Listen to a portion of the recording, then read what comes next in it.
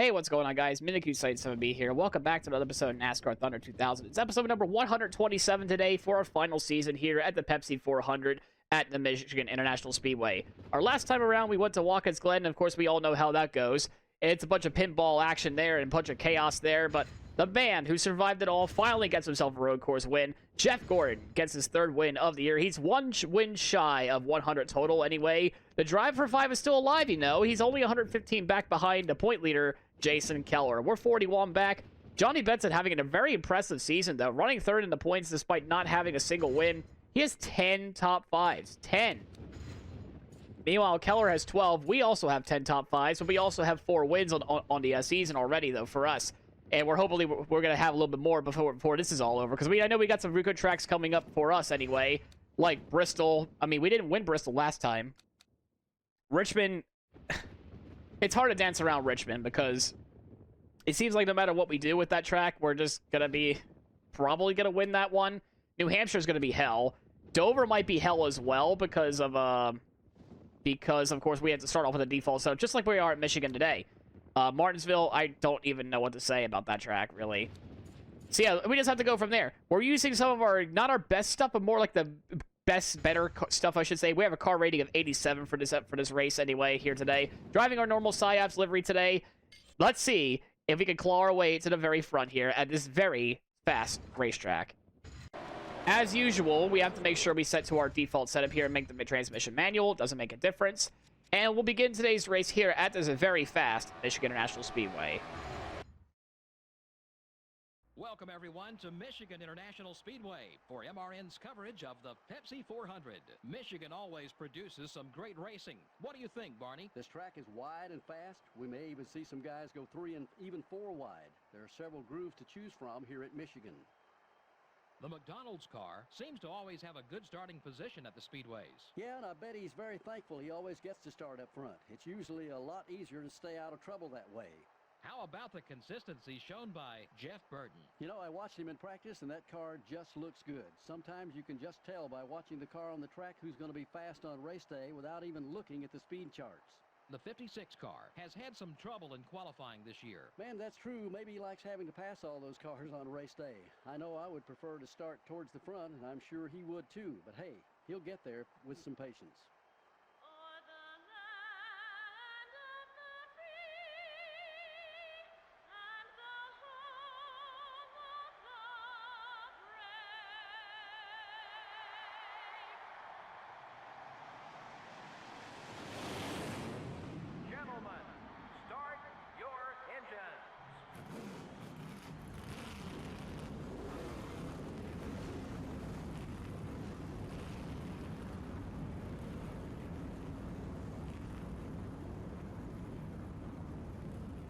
That is a very scary front row. The former PPC Racing teammates on pole, and that is Jason Keller's first pole of the season, if my memory's correct. So very scary, the double trouble up in the front row. We got Jeff Gordon behind as well in 4th place. Meanwhile, ourselves, we're going to have a long way back. And as all we know, as we're underway here, we have to make sure we have to wait until the start-finish line to get out of line to make some passes anyway. That's just how it is with this challenge. Otherwise, we would just be gaining like maybe 4, 5, 6 spots before even turn 1 begins. So we're going to be doing that as we're underway, of course, as I said earlier. We got Tony Roper in the 14, Adam Petty in the 88. They're all the way back up there. We actually lost a little bit of time off that corner there, so we got to do a little bit better job with that before we can make a send into turn 3. It looks like our car, I guess, just takes a little bit of time to get going despite our huge amount of engine power that we have. Let the car coast and try to get rolling down on the inside here. We're kind of getting held up a little bit by Lyndon Amick in that National Guard Chevrolet, who's coming off a top 10. I mean, legit top 10 at Watkins Glen, you know. I mean, he had a great run last time, so hopefully we get some more success out of him. Anyways, because we always say thank you for your service there. Hence why he's running the National Guard paint scheme based off of Casey Mears' 2007 scheme. We just nonchalantly just bully Bobby Hamilton Jr. out of the way. No big deal. Excuse me, you're not the real Bobby Hamilton, I'm afraid, but you are close to me as well. we had to do a little bit of bullying. We got Casey Atwood up front. We got the Sonoma winner, Andy Santerre. He was poised to try to go win Watkins Glen. He ran the pole and led every single lap until that one yellow came out, where everyone just came like messed up on the pit cycle there, and just kind of shuffled him back to third and never got those spots back. Santerre, hopefully maybe sometime soon later in his career, maybe can get himself like another last few good runs anyway, as we mess up with the 26 of Jay Sauter. We're up to P35 though. We still have a little long ways to go, I would say. We have a long way to go, actually, not to say a little long ways. As Santerre trying to make a dive on us, he's going to make it stick. We won't, because our car just does not really want to turn off of turn 3. Of course, default setups are not exactly the greatest in the world, but they're good for beginner-friendly stuff there. We're trying to sniff the draft of Dale Earnhardt Jr., but we're going to go back to the top with Justin Labonte. Even Mark Green, who we just passed, is trying to get some good join in on the action there. We're kind of just pinned on the outside line right now, though, man. Oh, my joystick was all the way to the left, and it still wanted a shot up towards the wall. That's how you know this setup is extremely tight. But we're going to go 3 wide with Santerre and Justin Labonte. It was unfortunately Labonte is now last in points by a long shot now, I would say. We're trying to get around Andy Houston. Santerre is doing a fantastic start right now. He has that motivation ever since that top 5 at Sonoma. He's trying to get something done with the Sabco team. We're trying to work on Hank Parker Jr. right now, and we clear him. We're going to clear John Andretti. We just absolutely bullied Andy Santerre. I mean, that was rather reckless and classless driving from ourselves anyway. We have to send some apology notes there later. We just absolutely cleaned him out.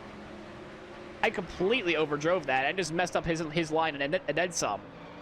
Meanwhile, we're trying to get maneuvers down on the inside there. We have Jimmy Johnson, who I just didn't even realize we just passed. He had a terrible qualifying effort in that 66 team. He's trying to work his way up to the championship running anyway. Meanwhile, we're just like aggressively moving our way forward. We're now about nearly 5 seconds back behind the leaders. I'm assuming it's either Green or Keller that are up there right now. Just absolutely 1-2 right now. Meanwhile, we're trying to get ourselves, well, we're in the top 25. We're trying to get ourselves in the top 20 here.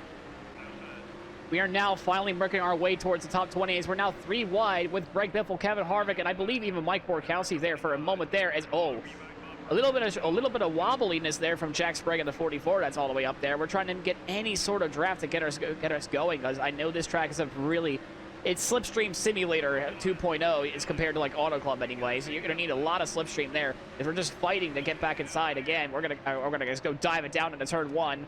Hope to God it sticks this time. It does not.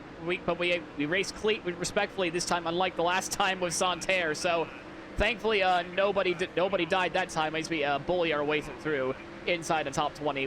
Now we're trying to catch up to Borkowski in the 11, who's had a pretty, honestly, unexpected year. I would say I was expecting a lot worse.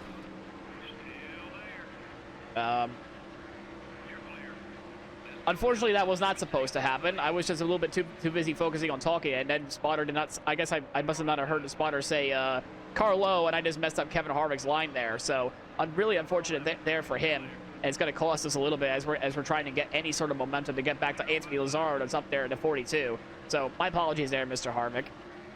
Man, I'm driving like a bit of an ass today. Many laps later, pit stops are starting to form. I'm just trying to work with Lazzaro here the entire time, trying to catch up to that next pack, but it doesn't seem like anything's like really sort of like happening. Like nothing's really like gaining. We're trying to gain on Tony Raines at the 75, who has been having a really solid day. I'm not gonna lie, they're pretty impressive run for that Galaxy Motorsports team, but we're trying to catch up to the pack at the front, but it just doesn't seem to be happening. So we're gonna try the old slingshot method instead of just like drafting behind the guy. We're gonna try to do some slingshotting here. And by that, I don't mean doing that anyway. Our rear tires are finally starting to go out a little bit there, so I guess that's good there. Maybe our car will finally start to come towards us. Yeah, nothing's really gaining. We have not been really gaining nor losing anything. We're kind of just like level on pace, meaning me and Lazzaro. Jimmy Johnson's already out of the pits. He was kind of back there, so he had his hands tied as we just brushed the wall. Nothing, no harm, no foul there. We're going to easily gain that draft back. Maybe some of the cars up there might be able to give us a bit of more of a tow to catch up to that pack up there. But whoever's leading the race is absolutely cooking. We'll take a look here in just a second here after 20 laps. It is Jeff Gordon. Gordon's looking for the sweep here at Michigan. He's trying to go for the sweep at Michigan. Can he get it done? I'm not so sure. We're going to switch our interest to Ron Hornaday in the 21 now, because he's going to be much faster coming out of the pits. Much better tires than us as well. We're going to try to utilize that straight line speed that we get from the draft. Hopefully we can stick with him. Hopefully we can. Let's see. Oh, no, he has a much better quarter exit speed. Doesn't look like it's happening. So we're going to let Lazaro back in. Just have him pull us. So we're probably going to pit around halfway and just go from, go from there. All right, we're going to pit this lap. We got Casey Atwood coming right at us because he's on fresher tires. We're going to let him go. But Harvick has actually caught himself back up here. So he's doing a great job even after the contact we made upon him. So hopefully he could be happy Harvick this time instead of just normal Harvick where he might be very angry. We're pitting this time, of course. Hands out the window.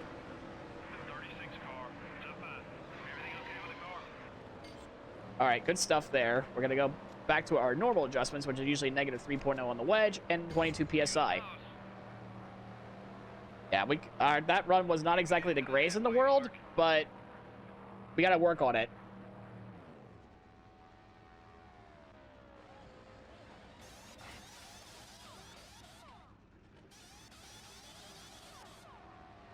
That right side looked not great.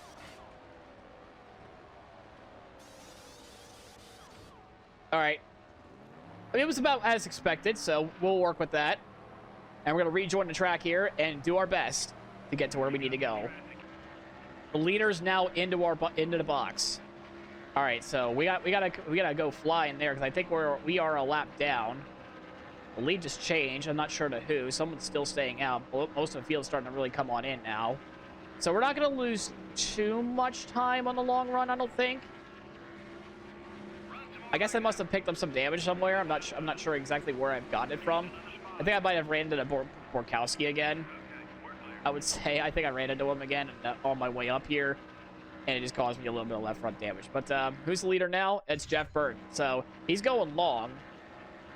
He obviously wants to lead some laps, but he's pretty far down the order of the points right now, just to get himself back towards like, the top 5, I would say, or I think he was anyway.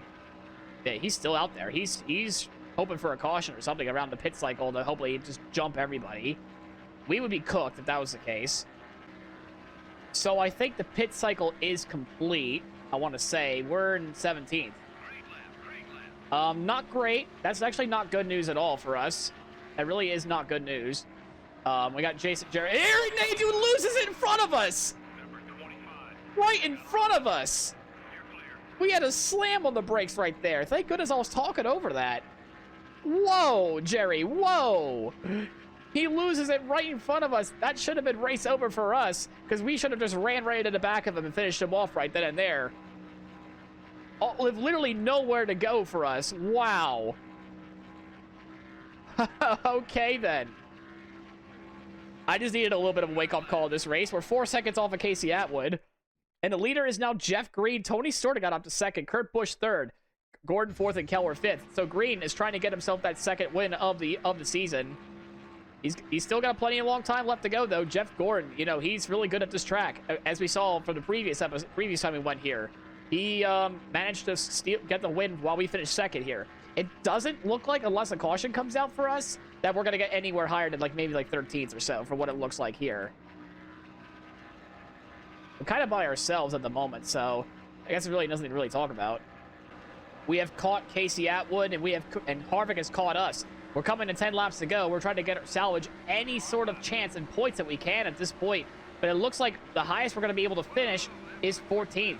That is honestly not great, especially when you got Harvick right on my heels. Especially, he might remember what we did earlier, you know. So you have to think about it that way as well. You have to be really careful around that 36 car. I mean, the Bristol winner knows no bounds about little short track action at a super speedway anyway. Hopefully that doesn't happen to us. He's going to have a massive run on Casey Atwood down the inside. We're going to try to make that sure we don't have the same thing happen to us anyway. Or at least not so easily. We got Ron Hornaday. We've just completely done Casey Atwood. He's already fading off in the distance. We got Ron Hornaday as well up in the front as well in the Wood Brothers number 21. that beautiful Josh Berry paint scheme that I painted for him anyway. We're going to make an easy work on him down in the corner in turn 1 here. And there's nobody else. There's literally no other car in front of us to even see for miles. So, if a caution comes out, we're going to have to stay out at this point and just try to muscle our way through. But, ooh, Harvick wants to go. I don't blame him. we might have to let him go at some point, gentlemen. We'll just get him on the repass, hopefully. Yeah, five laps to go. Unfortunately, we have not made any significant progress in front of the cars that are in front. I kind of let Harvick go. We're going to probably get him back on the repass on the last lap, try to do a last lap pass for 14th, but that's all we're going to salvage. We literally gapped everyone else that's behind. Everyone is gone behind us, and there's literally no one besides me and Harvick and up front. Really not a whole lot of action going on here, though, I would say. I mean, it's a really rather disappointing day to finish 15th, 14th, though, at this track. I don't think even a caution would be able to save us now, I don't think. I don't think it would. If it did, it'd be like a one-lap dash. And even then, we wouldn't be able to salvage anything. And that's if it were to happen, like, right now. Which, I don't think it will. It'd be nice if it did, just to give us, like, a little last glimmer of hope to try to go for, like, a little pouncing at the very end. But, it didn't really work out for us. I think the last time we actually finished second was because of a caution, so... Hey, the caution giveth and the caution taketh away, I would say. Or, probably not the right way of doing it, but... We literally had a good finish because of that caution previously, and this time we're probably not going to get one because we didn't have one. Unfortunate. We're coming to the white flag, but I think my tires are starting to finally give away, so I probably should have just passed Harvick a little sooner. We got one lap to go. We're running in P15. We're going to try to get one last charge on that M&M's Pontiac there. Going 208 down the front straightaway. We are just sliding every single bit of tire that we have, but he's just going to have the corner exit speed compared to what we have now. But we're on his ass, though. We're going to be right on him. We're going to try to make a last-ditch effort to try to dive in on the inside. We will time this pass, hopefully correctly. We're going to have to run him a little hard here. Oh! No, we don't. Okay, we didn't make it happen. But can we get him on the front straightaway? I don't know. Let's see. Can we get him on the front straightaway to salvage P14? Nope, not enough straightaway. We come home 15th. Not a great finish, but Jeff Green manages to win today here in Michigan. His second of the year. It was all green flag racing in this one. Whoa, that doesn't happen very often. It makes you pay a whole lot more for any mistakes. You don't have the cushion of yellow flags to get caught up. The 56 car really did a fantastic job keeping his car away from trouble all race long. And that'll be a relief on the old wallet, too. Costs big money to keep these NASCAR Winston Cup cars in tip-top shape week in and week out. When you don't damage them on race day, helps save a lot of time and a lot of money. This has been NASCAR Winston Cup Racing, brought to you by EA Sports and MRN. Next up is Bristol. So it is Jeff Green, reminding every one of us how Nesquick he really is. All puns aside, though, he gets his second win of the season here. As for us, though, not exactly a bunch of great races that we had so far, anyway. We only had a really not-so-clever day, a P15 finish. We actually lost out to Kevin Harvick, who we kind of messed up earlier in the race, I would say. So, yeah, the man from Bakersfield managed to completely cook us at the very end. Especially, I guess he had a much more tire advantage compared to us. I think all of our championship competitors finished ahead of us. So we got Bristol coming up. So we got that at least coming up for us anyway. You know how the AI could get pretty tough with us there. But it's Jeff Green who gets his second win of the season today. Yeah, what a bummer. What a bummer for us, though. What a bummer. But as we have today, ooh, a lot of drivers led a good amount of laps today. I would say, well, Jeff Green would get the most, so he would get the maximum points today. So here's your winner, Jeff Green. You're second of the season.